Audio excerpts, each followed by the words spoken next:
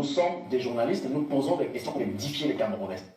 Et nous vous répondons aussi, clairement, et nous vous disons que au sein de l'ATP, la démarche qui a été choisie n'a pas emporté notre adhésion. Nous avons estimé qu'on a mis la charrue avant les bœufs. Et nous sommes cohérents. Et c'est pour cela que nous avons dit que non, on ne peut pas déposer notre dossier pour ces primaires qui symbolisent la charrue avant les bœufs. Du reste, mais ce n'est pas Cabral qui plaît. Nous participons aux réunions. Qu'on fasse les primaires. Nous réitérons nos positions. Maintenant, la majorité au sein, ou ceux qui décident, ont décidé de faire un certain nombre de choses que nous observons. Nous y restons comme observateurs. C'est peut-être cette réponse que vous vouliez avoir. Observateurs dans une coalition où vous ne prenez pas part aux élections, ni aux primaires. Sans vous prononcer sur tout le sujet, vous jugez de manière passive, non pas quand lorsqu'ils le disent. Ils estiment que vous êtes de manière passive, mais vous ne démissionnez pas. Ils estiment qu'en la réalité, vous ne faites quasiment pas un véritable choix, vous n'allez pas aux élections à l'ATP, vous y êtes tout le temps. Voilà, vous voyez que vos propos même évoluent. Au début, c'était que j'ai fui. Maintenant, c'est que nous sommes passifs. Mais vous finirez par nous rejoindre. Hein? Donc, je suis en train de vous dire que vous voulez faire cas d'une situation qui ne mérite pas qu'on s'y attarde. Non. Cette situation mérite qu'on s'y attarde. Permettez que nous puissions avoir un raisonnement scientifique. Monsieur Cabral-Loubi, permettez, nous sommes là pour édifier les masses, je le dis encore. Est-ce que vous ferez partir de ces primaires? Vous serez candidat? Vous avez répondu par la négative. Non. Deuxième chose, vous n'êtes pas d'accord avec l'idée de notre camp, au camp d'en face. Pareillement, le camp d'en face n'est pas d'accord avec votre idée. La question qui devrait justement naître dans le cadre de cet entretien est celle de savoir si ce trouble dans l'écosystème politique ne vise pas à décrédibiliser même vous, votre crédibilité, au sein justement de l'opinion publique camerounaise. Lorsqu'il y a trouble dans l'écosystème politique et dans laquelle vous faites partie, est-ce que cela ne frise pas votre crédibilité auprès des Camerounais? Mais dans cette question, vous la poserez à ceux qui disent des choses de nous. Nous, on n'est jamais venu à H3, radio ou télé, pour vous parler de l'ATP. Pour une raison toute simple. On ne dit rien de vous. Pour la collecte de l'information, nous allons vers la bonne source. Pour une raison toute simple, c'est que l'ATP est organisée. Et qu'au moment où nous avons mis l'ATP en place, nous avons désigné des gens qui parlaient au nom de l'ATP. Donc nous, on n'est pas dans la cacophonie. À partir du moment où des gens ont reçu la responsabilité de parler au nom de l'ATP, c'est eux qui parlent au nom de l'ATP. Et vous verrez donc des personnes qui n'ont pas mandat pour parler au nom de l'ATP, parfois viennent vous parler de l'ATP. Et même pas de l'ATP, mais des autres personnes qui sont au sein de l'ATP. Vous verrez que malgré tous les efforts que vous fournissez pour m'entraîner sur ce chemin-là, je n'ai dit du mal de personnes. Nous fournissons pas de mal, nous cherchons. Je n'ai pas dit du mal de l'ATP. Nous ne cherchons pas. Je vous ai dit en revanche quelle est l'atmosphère de travail qu'il y avait en son sein. Maintenant, s'il y a d'autres membres de l'ATP qui, au lieu de venir vous parler de ce qu'ils sont en train de faire, viennent vous dire que les gens ont fui, viennent dire du mal des autres, dites-leur que non. C'est pas pour ça que nous sommes...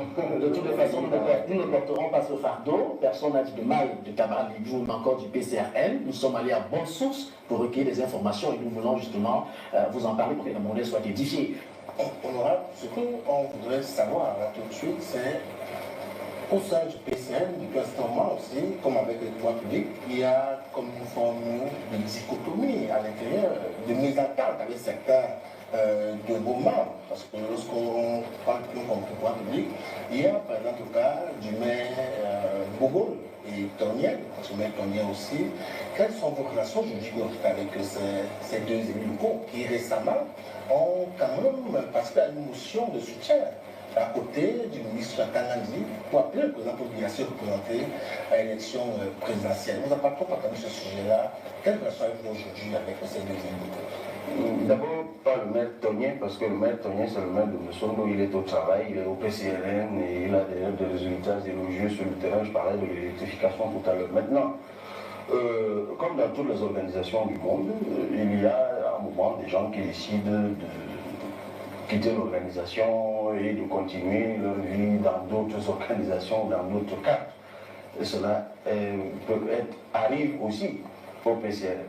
Donc nous, au PCRN, chaque fois qu'un militant démissionne, nous lui adressons une lettre de remerciement. C'est automatique au PCRN, parce que nous ne perdons jamais les moments que nous avons passés ensemble et les résultats qu'ensemble nous avons obtenus lorsque nous travaillons. C'est ce qui a été fait, pour que même si le camarade s'en va, que les relations ultérieures restent cordiales et tout à fait citoyennes et aimables.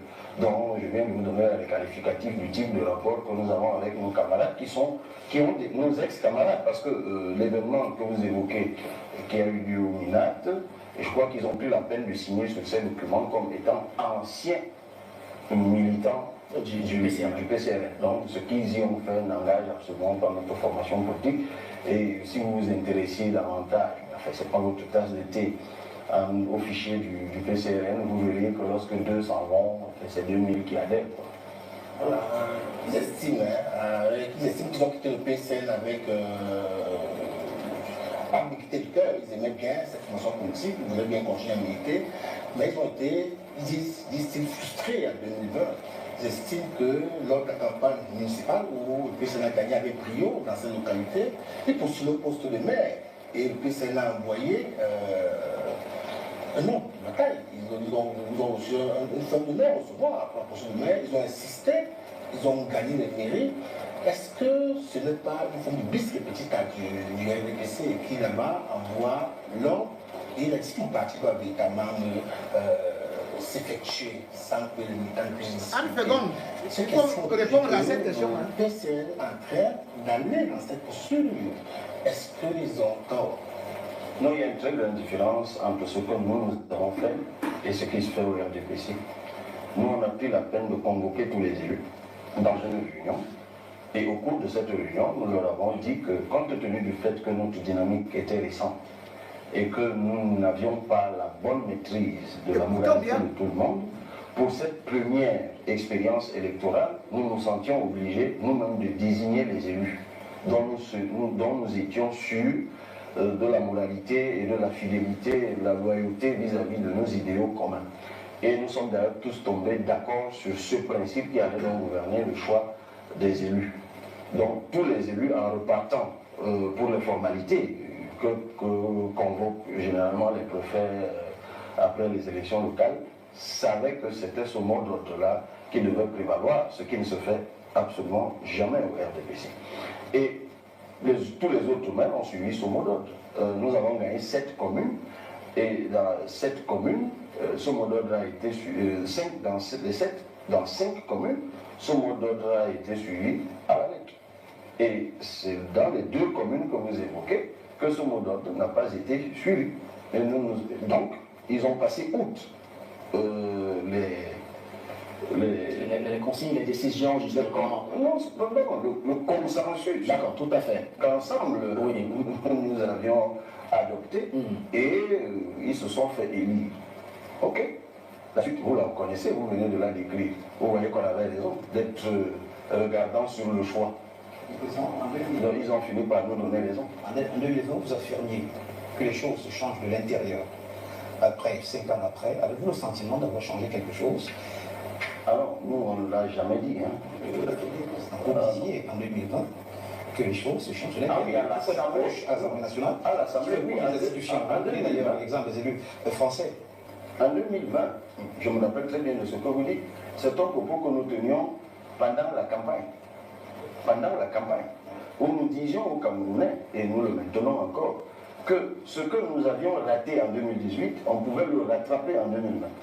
Parce que contrairement à ce que les gens pensent, et ça d'ailleurs ça fait débat entre les constitutionnalistes au Cameroun, ce pays c'est un régime quasi parlementaire. Parce que le parti qui est majoritaire à l'Assemblée nationale décide pratiquement de tout dans ce pays. Parce que tout passe par l'Assemblée nationale.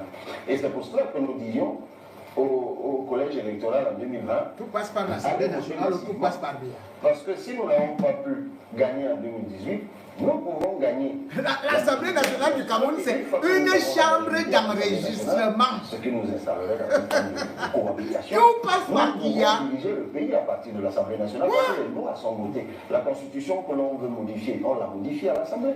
Et attention, il y a deux types de lois, hein. Ça c'est peut-être la fiche. Pour modifier la constitution, c'est Paul Biya qui dit que vous faites sauter tel machin, vous faites ceci, cela, et dit du gouvernement, et on parle de proposition de loi lorsque la loi émane du Parlement, donc des parlementaires. Et nous disons justement au Camerounais que par des propositions de loi, donc des initiatives légales des parlementaires, au cas où nous avions la majorité, nous aurait permis de modifier tous les textes que nous voulons modifier, le code électoral et tout le reste, donc de redresser le Cameroun. Je rappelle que la loi de finances, c'est une loi, elle est votée à l'Assemblée nationale. Donc lorsque vous avez la majorité à l'Assemblée nationale, vous pouvez très bien redresser ce pays, en tout cas entamer le redressement de ce pays. Et c'est pour cela que nous disions que les choses peuvent être changées de l'intérieur. Mais il ne vous a sans doute pas échappé que nous n'avons pas obtenu la majorité à l'Assemblée nationale. Donc, ce seul constat vide votre question de toute pertinence. Merci.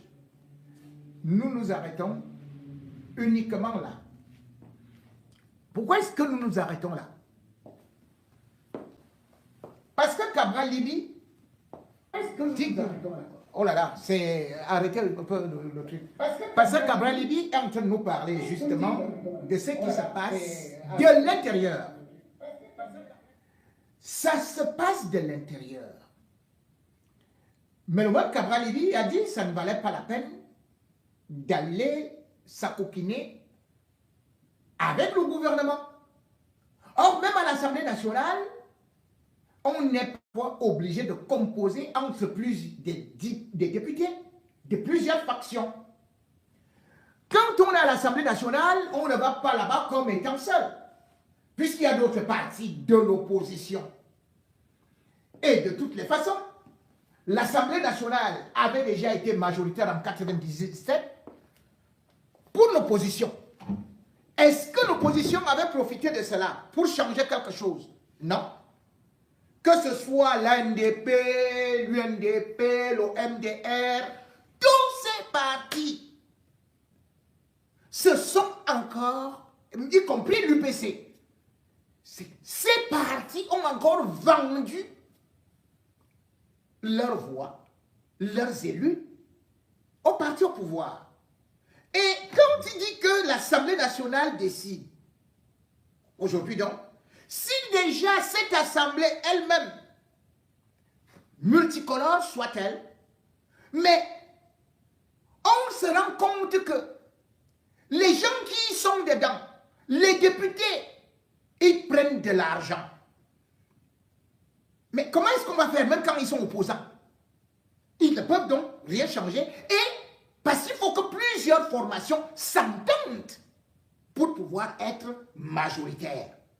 Vous n'allez pas dire, aujourd'hui, le RDPC, même majoritaire, le RDPC a à côté de lui l'UNDP. Comment donc le PCRN peut imaginer être majoritaire, sortant de ces 17% et être majoritaire? Cabral Libye a dit qu'il voulait justement organiser un débat. Il fallait que les opposants, qu'il était prêt à débattre avec les opposants. Il est donc allé dans un endroit avec les autres opposants, là où on appelle l'ATP. Là-bas, il a refusé le débat. Il a dit qu'on est en train de mettre la charrue avant les bœufs. En 2018, quand il demandait le débat, c'était on mettait la charrue devant les chevaux ou devant les hippopotames. C'est lui-même qui a demandé ça. Maintenant, il dit que s'il est majoritaire, c'est là où il va décider à l'Assemblée. Mais il dit en même temps que c'est de l'intérieur que ça se décide. Si on est donc minoritaire dans l'intérieur, ça ne sert à rien. Il n'a rien changé. C'est un échec, il faut l'avouer. Il n'a rien changé de l'intérieur. Il parle de proposition de loi et encore que lui-même il avait vu. Les choses arrivent des tout dit. On vous dit que, allez, maintenant là, voilà, vous ne savez même pas de quoi est-ce qu'il s'agit, allez, ça va passer, vous prenez le micro, vous faites le bruit là, on ne veut pas, on ne fait pas ceci et cela et tout. Mais en fin de compte, ça passe toujours comme une lettre à la poste. C'est donc ça le problème. Tout se décide à étudier. Rien ne se décide à l'Assemblée. La loi des finances, ça vient d'étudier. Donc lui, Paul Motazé, finit avec la bande de bandits, là, ils font ceci et cela, puis ça monte chez Paul Biya, il dit, bon voilà, on va faire ci, on va faire ça. Point final. Les députés n'ont jamais rien fait. Si les députés veulent donc faire quelque chose, et vous dites en même temps que la coalition, elle n'est pas bonne parce que les autres, ils sont dangereux, ils veulent vous être jeunes, donc on est jaloux, c'est vous qui faites la mobilisation, c'est vous qui faites ceci. Cela veut dire tout simplement que vous enlevez déjà ce que nous étions en train de dire, que même le pape, la première qualité, c'était l'humilité. C'est l'humilité. Si vous demandez la majorité au premier mandat du PCRN, lui-même il vient avouer que les députés, les maires et tout, ils sont déjà éboulinganjanga, que chacun dit déjà, deux sont partis là-bas, les deux maires disent déjà que ceci et cela. Mais comment vous allez donc réussir à conserver cette majorité? Puisque même si vous obtenez la majorité, le lendemain, Paul Biya se met encore à les acheter. Il dit qu'allez, venez ici, il allait dire ceci et cela. Ce n'est donc ensemble que l'opposition peut encore faire quelque chose. Ce n'est pas en inventant des histoires, en disant que non, je suis le premier à demander le débat, c'est moi qui ai fait ceci, c'est moi qui ai fait cela, j'ai inventé la brouette, j'ai fait ceci, je suis le plus, je suis ceci et cela, on ne peut passer que par moi. Mais non, non. On ne peut pas être à l'ATP. On ne participe pas au préliminaire. Vous partez maintenant avec une autre organisation, la plateforme de l'opposition. Madame Adamou Ndamdouya, les Maurice Kamtou et tout. Tous les leaders de l'opposition ont signé. Mais Cabral Libi, lui, il a fui. Il n'a pas signé. Mais, au juste, il est donc où? Il est donc où? C'est-à-dire que vous allez à tel endroit. Il fait comme une sorte de chauve-souris. On le part dans l'autre endroit, on croit qu'il est là-bas. Il disparaît aussi comme une sorte de chauve-souris. On ne sait donc quoi. On lui dit, tu es opposant ou quoi? Il dit, je suis proposant. Ce qui n'existe nulle part. Il n'existe pas les proposants. Soit vous prenez le pouvoir, vous êtes dans l'opposition, et c'est comme ça. Vous ne pouvez pas être proposant. À partir de là, lorsqu'on se rend compte que vous participez à toutes les réunions, c'est ça donc qu'on appelle l'infiltration.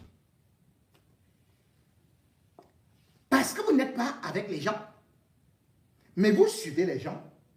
Et quand il faut prendre les décisions, vous disparaissez. Et vous sortez encore une autre idée qui va encore créer des polémiques et ainsi de suite.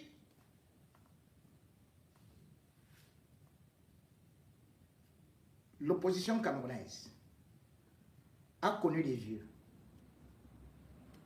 malhonnêtes, a connu des jeunes malhonnêtes. Bref, ce n'est pas aujourd'hui que quelqu'un va s'inventer comme nouvel opposant. Cependant, en 2025, parce qu'on a beaucoup souffert de ces manipulations et de ces jongleries, le peuple, aujourd'hui, milite pour le changement. Et que les égos surdimensionnés et les profiteurs sans foi ni loi s'écartent pour que le Cameroun, enfin, puisse connaître le vrai changement. On ne peut pas dire aujourd'hui, dans un média international, si Paul Biya, si le gouvernement m'appelle pour être ministre, pour servir mon pays, je serai candidat, j'accepterai parce que je dois servir mon pays.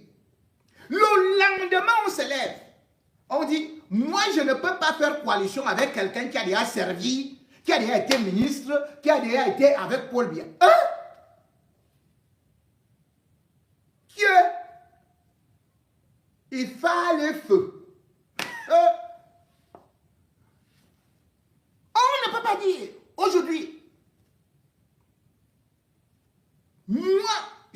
opposant et je reste opposant.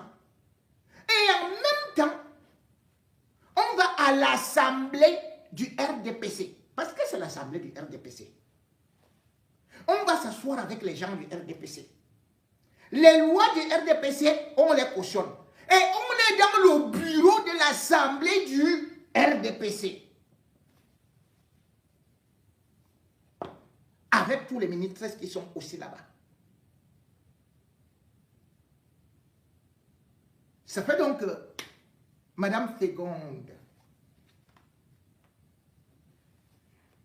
bien qu'il y ait une bonne fécondation in vitro de votre politique et surtout des partis épiphytes sur lesquels vous pouvez vous approcher, reconnaissez que ces partis existaient avant vous. Reconnaissez qu'il y avait des politiciens encore plus jeunes, même les Mbidaïs étaient jeunes, qui ont fait la politique depuis. Sachez qu'il y avait les Félix Moumier qui étaient docteurs, qui étaient jeunes, qui avaient déjà fait de la politique avant le PCRN. Sachez que tous ceux qui sont passés, qui nous ont précédés, ont échoué. Parfois tout simplement parce qu'ils étaient convaincus qu'ils allaient sauver le Cameroun seuls ou qu'ils étaient les plus beaux, les plus intelligents. Et quand on parle d'un certain nombre de choses, soit vous êtes avec des opposants, soit vous êtes avec le gouvernement. Voilà deux entités qui sont là au Cameroun. Deux plateformes qui doivent porter des responsables ou alors des futurs candidats à l'élection présidentielle. Nietzsche a organisé sa plateforme. Et voilà, vous êtes parti aussi avec le professeur Millet, sans oublier tout ce qui se passe à gauche et à droite. Mais en fin de compte, on va voir des gens qui seront là pour se satisfaire qu'ils sont sortis deuxième ou troisième. Non.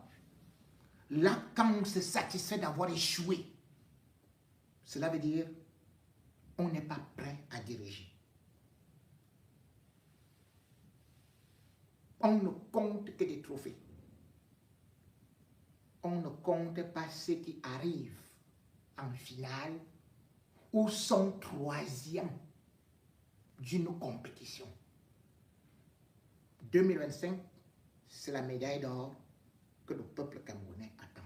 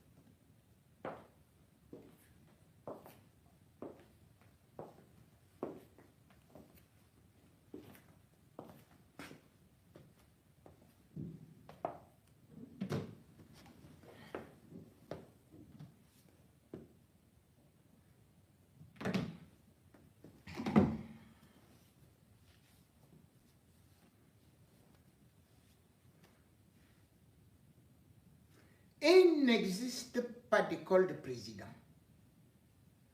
Tout le monde peut donc accéder à la magistrature suprême.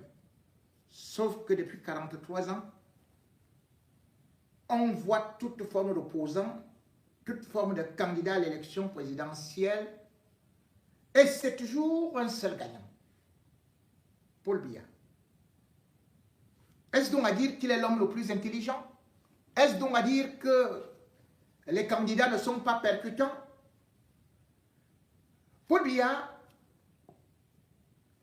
a réussi à faire du palais de Toudi sa propriété privée.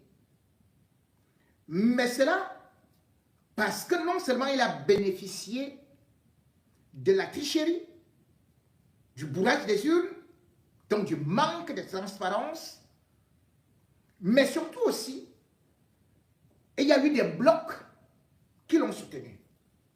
Ces blocs, parfois, sont des socles ethniques sur lesquels il s'est beaucoup basé pour opposer les ethnies, les tribus, les unes contre les autres. Paul Biya est donc un président, contrairement à ce qu'il tente de faire via Mbondayolo sur des réseaux sociaux, qu'il est en train de promouvoir l'unité nationale. Non, il a toujours été dans la division. Et dans cette division, l'opposition, souvent, a aussi fait le jeu. Et les gens que Paul Biya préfère souvent, c'est lui-même qui choisit parfois des opposants. En 2011, on en a vu de toutes les couleurs. En 2025, sentant bien évidemment que ce serait difficile, le régime a donc commencé à publier, à chercher des faux opposants, puisqu'il faudrait certainement éliminer ceux qui sont très percutants. On en verra donc de toutes les couleurs, parce que l'essentiel c'est, comme Paul Biya prétendait, lorsque Yves Morosi lui a posé la question, qu'est-ce qu'il voudrait qu'on retienne de lui lorsqu'il ne sera pas là, même comme lui sait qu'il sera toujours là, il a dit ce qu'il a apporté au Cameroun, bien sûr, la prospérité, la démocratie. Démocratie égale pluralisme. Et Paul Biya, pour montrer qu'il y a de la démocratie au Cameroun, à chaque élection, il y a donc des micro-partis qui apparaissent. Et d'ailleurs, qui généralement finissent par s'unir au parti ou embrasser le parti au pouvoir pour aller manger un peu. Vous avez les exemples du G20, de Momo. Mais, il faut aussi savoir que les petits partis politiques qui ont parfois voulu démontrer à la communauté internationale qu'il y avait une véritable vie démocratique étaient aussi beaucoup financés parce que les opposants décidaient, ayant une moralité et une probité certaine, étaient souvent écartés. On préférait venir avec des rigolos pour venir jouer le jeu.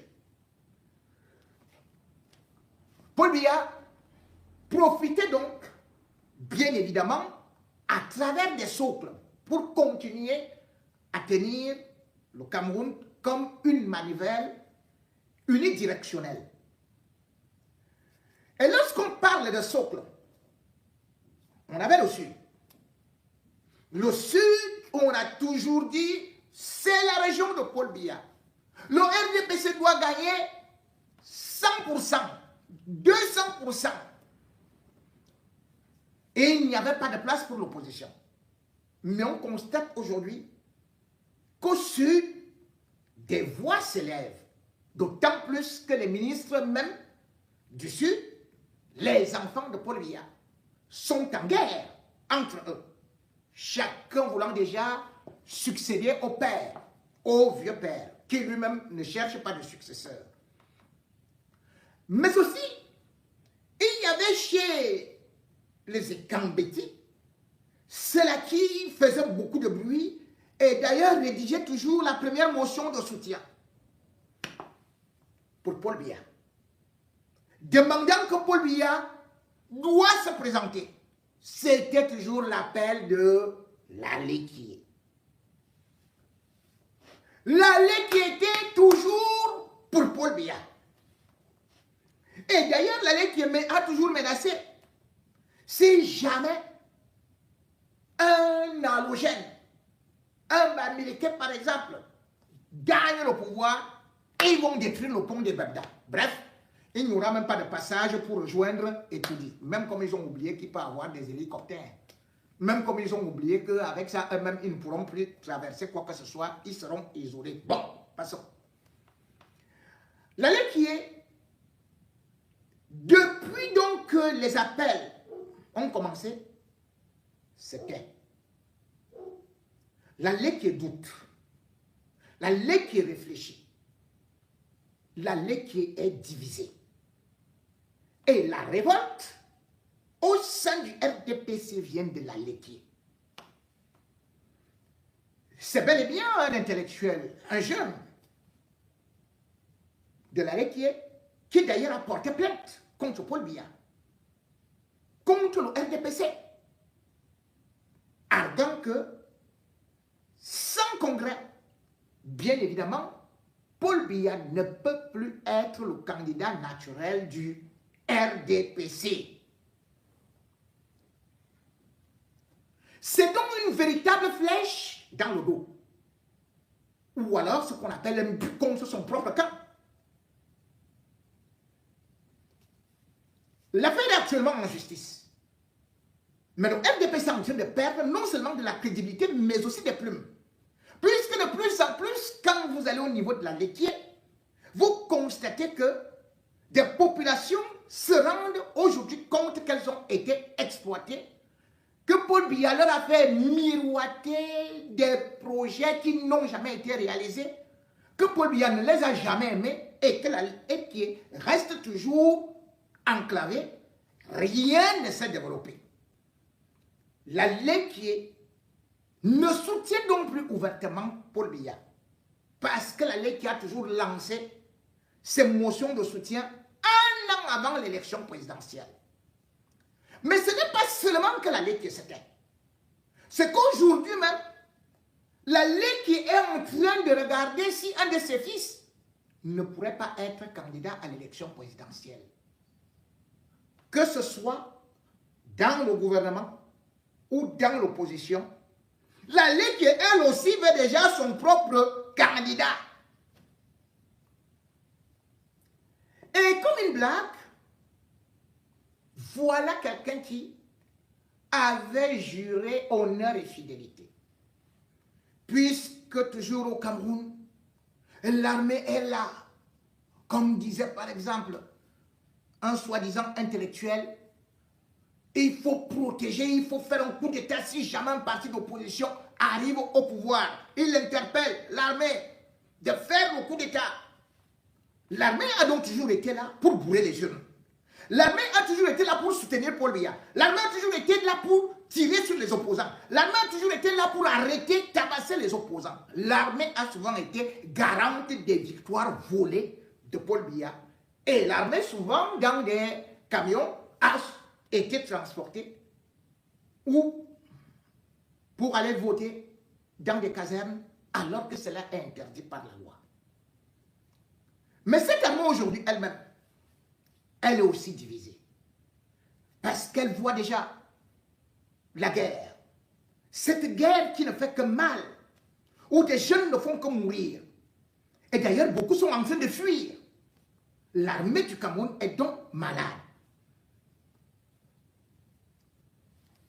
Et derrière ça, ceux qui sont déjà en retraite, eux aussi, ils ont de la bile.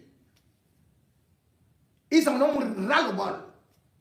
Puisque les promotions se font de façon énigmatique à la décision du chef de l'État, de telle sorte qu'on voit aujourd'hui les hauts gradés, les généraux, qui sont inaptes, mais qui continuent à travailler, qui n'ont jamais été envoyés à la retraite. Pendant ce temps, ceux qui sont des sacs à dos, qui demandent parfois ne serait-ce qu'un repos, ils sont surexploités. Ils ne parviennent plus à rentrer chez eux et finalement, quand ils obtiennent une petite permission, ils s'enfuient. Même Joël Émile Bankouy, qui se disait qu'il était protégé et qu'il allait toujours être aux côtés des Biya pour nous couillonner, pour nous donner ou et pour nous enlever, même nous amener à Yaoundé, et peut-être nous jeter quelque part, nous incendier ou alors nous brûler dans un bosquet. Lui-même aujourd'hui comprend que le régime Biya n'a pas d'amis. Le régime Biya n'a que des intérêts. Dans cette logique, il y a donc des officiers qui sont en colère, mais qui n'osent pas lever le doigt. D'autant plus qu'ils se rappellent de ce qui s'était passé, non seulement en 83, mais aussi en 84, où beaucoup avaient été tués. Mais cependant, ils partagent aussi l'idée qu'ils peuvent arriver au pouvoir. Mais comment?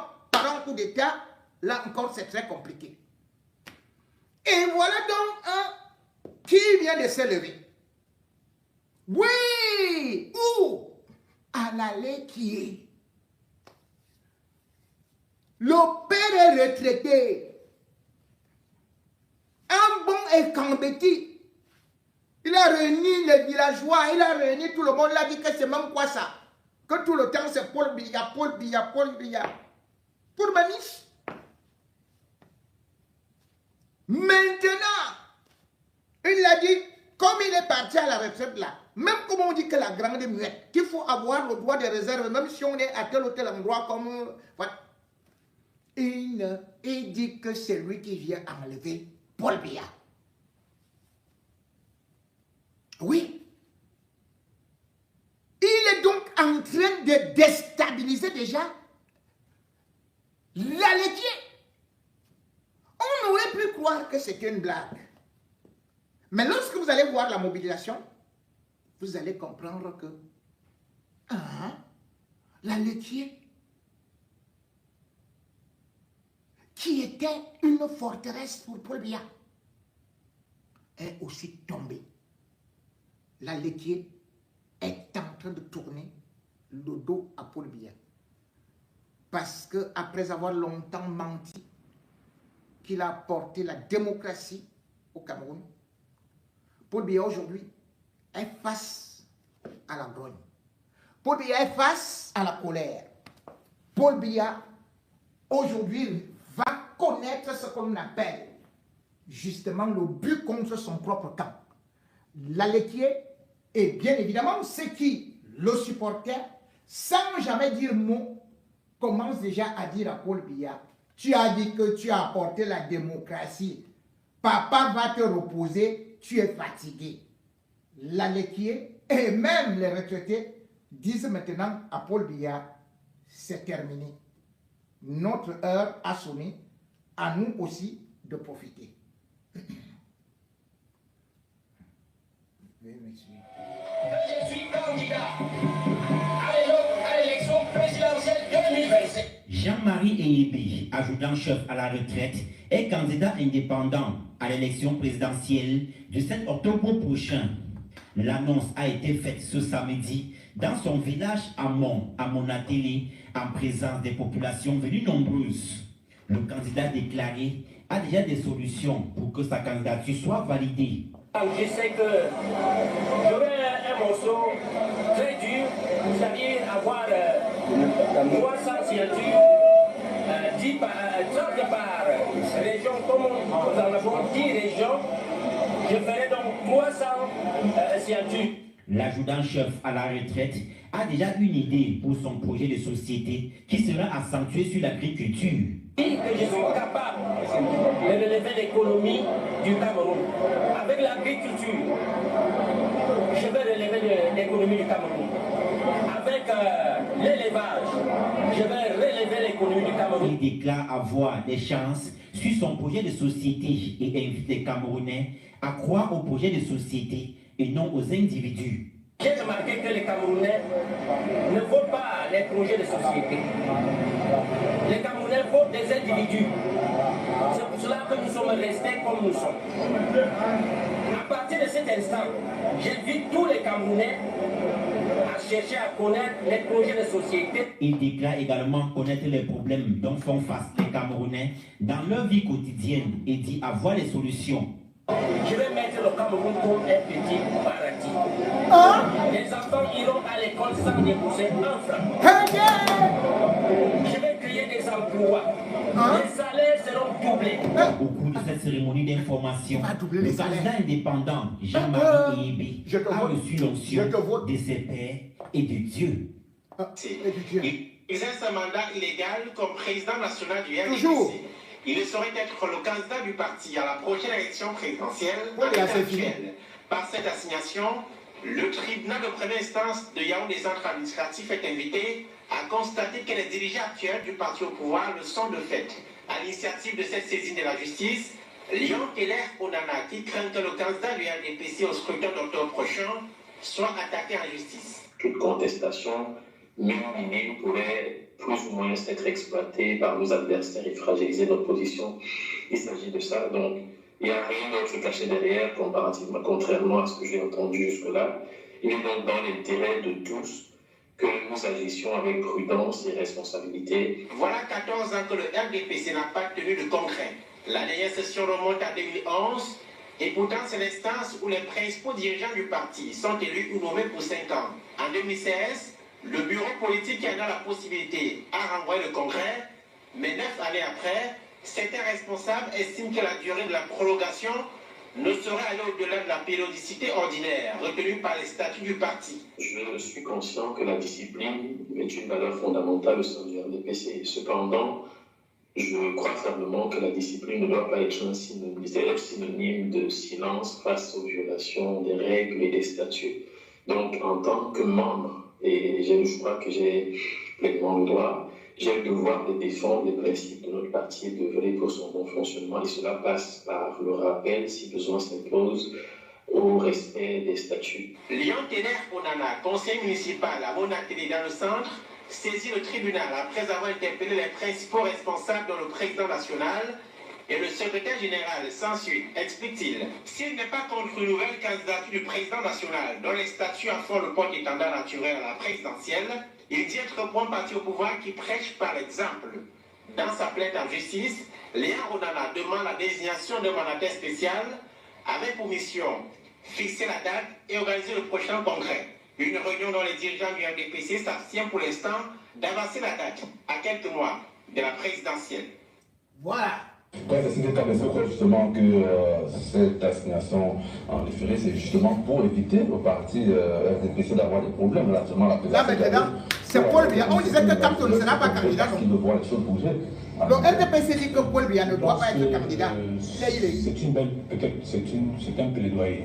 Moi, je prends ça sous le sens du plaidoyer. Parce que beaucoup ont souhaité, notamment. C'est la lettre, mais dis que ce n'est pas Baham. le risque, le grave. C'est moi qui l'ai. Moi qui l'ai. Si, comment je vais dire ça, si c'était un autre parti qui attaquerait le RDPC pour un différent. Mais ça a été installé que c'est les militants d'un parti politique qui ont des textes qui appellent ici au respect de leurs textes. Et lorsqu'on le saisit, le tribunal administratif est compétent pour statuer sur ce type de dossier. Mais ici, il faut le prendre. Moi, je pense que il faut le prendre pour sorte d'appel.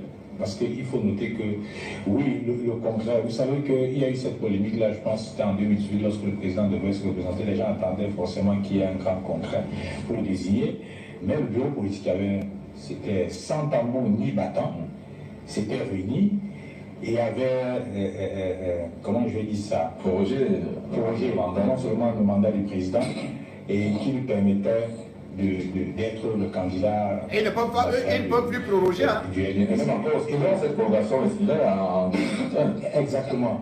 Donc ne soyez pas surpris que si le Congrès, si le président national du RDPC ne vient pas convoquer le Congrès, que ce type de scénario se répète.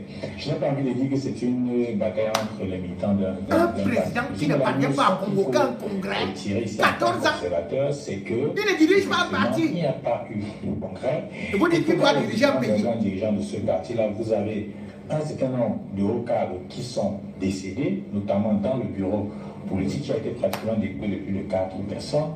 Vous n'avez plus aujourd'hui le président, il n'y en a plus une dizaine de personnes. Oui, du bureau politique, c'est-à-dire que le Parlement... Une dizaine de personnes décédées. Comme dans le gouvernement. Ceux qui sont en prison, ils ne l'ont pas exclu. C'est-à-dire que vous voulez faire le cas de Mara Famille, qui est encore membre du bureau, du bureau politique. Vous avez les membres titulaires du comité central et les membres suppléants qui sont décédés. Et donc, par conséquent, une certaine opinion estimait que même à l'approche sur le plan stratégique, à l'approche de cette élection présidentielle qui est annoncée, que le président national de ce parti-là pouvait... Il a commencé à signer les décrets. En concret, mais dans les coulisses, il faut noter que les sources indiquent qu'au niveau du secrétariat du comité central, tout est fin prêt et qu'on attendrait que le président pour donner le OK pour déblayer le truc. Donc ici, il y a plein de choses à faire, notamment le remplacement des membres du bureau politique et même les membres titulaires du comité central. Et pourquoi pas faire entrer des jeunes, vous savez, depuis le congrès de 2011 jusqu'aujourd'hui, il y a une dynamique des jeunes, que ce soit des communicants et bien d'autres, qui ont grandi, mais qui ont envie d'accéder à ces postes-là. Pas qui qu'est-ce que tu dis là? Comme le parti est dans cette sorte de léthargie-là, les gens piaffent quelque part d'impatience parce qu'ils estiment qu'ils vont mourir le maillot et que même pour la symbolique, le parti pouvait leur faire accéder non seulement au comité central, mais même pourquoi pas au bureau politique pour certains qui sont là, c'est-à-dire que vous avez des membres du comité central qui ont pratiquement fait 30 ans et qui ont des états de service sur le terrain. Et je pense que sur le plan stratégique, c'est ça. Ceci fragilise encore le RDPC et non l'opposition. Parce que le RDPC, bien évidemment, on disait toujours que le candidat naturel. Mais où est le candidat naturel? On n'a actuellement qu'un candidat qui est en train de fuir. Et surtout, comme je le dis, Biya avait eu de la peine comme Aïdjo déjà à l'époque, avec le bloc Eton. C'est-à-dire que le bloc de la Leki. D'ailleurs, il a fallu utiliser des artifices pour pouvoir écarter Mbida du pouvoir. Donc aujourd'hui, Biya avait réussi à avoir les élites de la Leki. Mais là, vous voyez que ça se passe uniquement dans la même zone, en Monatélé. C'est là où Onana, c'est Onana, entendez bien le nom, hein. Ce n'est pas Tchafak, ce n'est pas Bokda, ce n'est pas Kenye, ce n'est pas Kamto, c'est Onana. Et Yébé, vous entendez les noms là. Et Yébé est candidat. On en a dit que Paul Biya est illégal, qu'il est hors la loi. Et vous avez pu voir la réunion, les réunions, comment est-ce que c'était plein au village. Tous les gens sont convaincus. On disait ça au RDPC depuis, que le mensonge n'est pas une politique et qu'à force de vouloir opposer les ethnies aux autres, il finirait par se cracher justement au niveau du visage. Aujourd'hui, le RDPC, c'est d'ailleurs des bagarres. Vous allez les voir un peu partout. Même dans le village de Biya, ils se bagarrent. Dans tous les secteurs, ils se bagarrent. Et pourquoi? Pour des petits bouts de pain. Oui, là où il y avait le socle granitique du RDPC. Même à Yaoundé, on est en train de bagarrer pour des pains. Ceci est symbolique. Mais ne rigolez pas.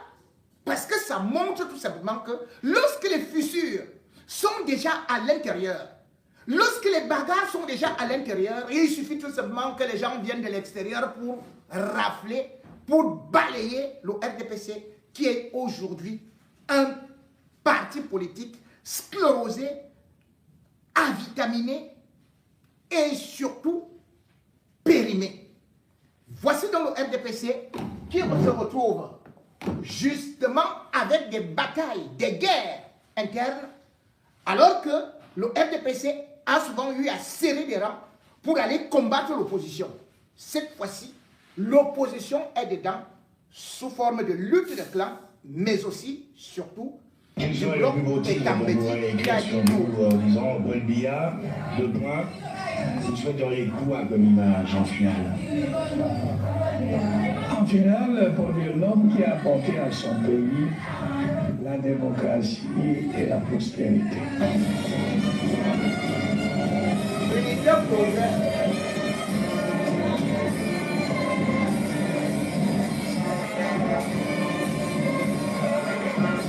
Quand vous les voyez défiler comme ça ensemble, vous voyez qu'ils sont ensemble.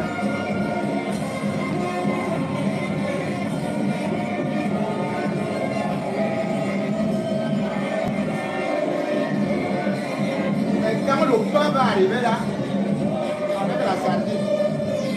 Cette année, plus spécialement, nous irons à la redécouverte du président Paul Biya.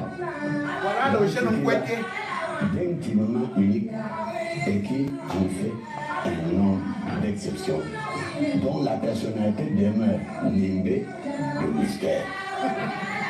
Car c'est grâce au président Paul Biya, à ce qu'il est et à ce qu'il fait, que notre pays se laisse percevoir d'année en année comme un pays d'exception, tandis que le peuple camerounais est de plus en plus regardé comme un peuple d'exception, guidé, voyez-vous, par une vision d'exception. Ok, vas-y, suis-moi la vision d'exception. Oui. Là, le Cameroun, bon, je me lève passer, ça risque d'être chaud derrière.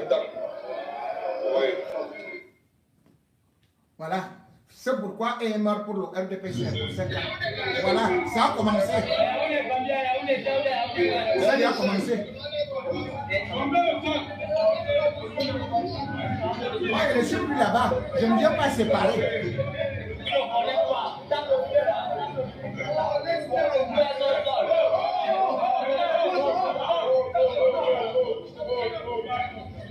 Voilà, c'est un problème de partage. Ça cuit.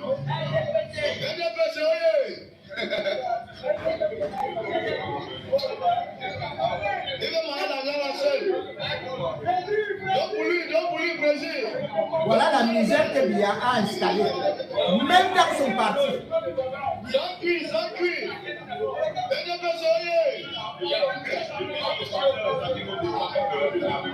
Bagarrez, mais ne cassez pas la couture là. Et ne vous déchirez pas les habits de Paul Biya. Je vous interdis ça.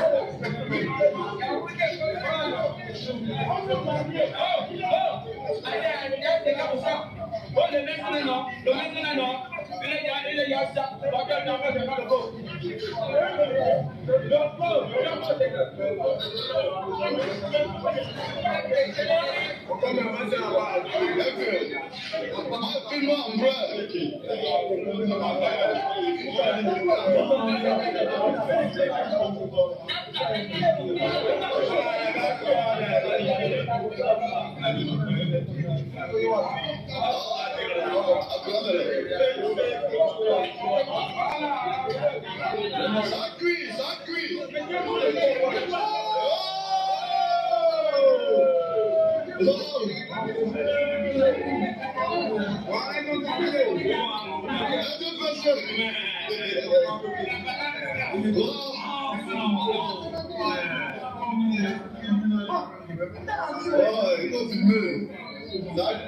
Vraiment, regardez.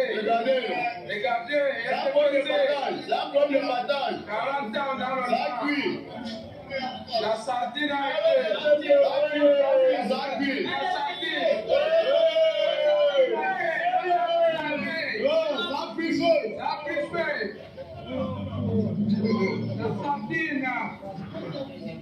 La sardine, l'huile de la sardine, elle fait mal.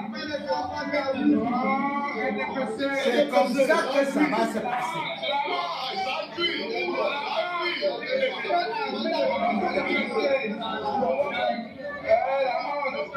Ils sont en train de bagarrer comme ça pour 2000 francs.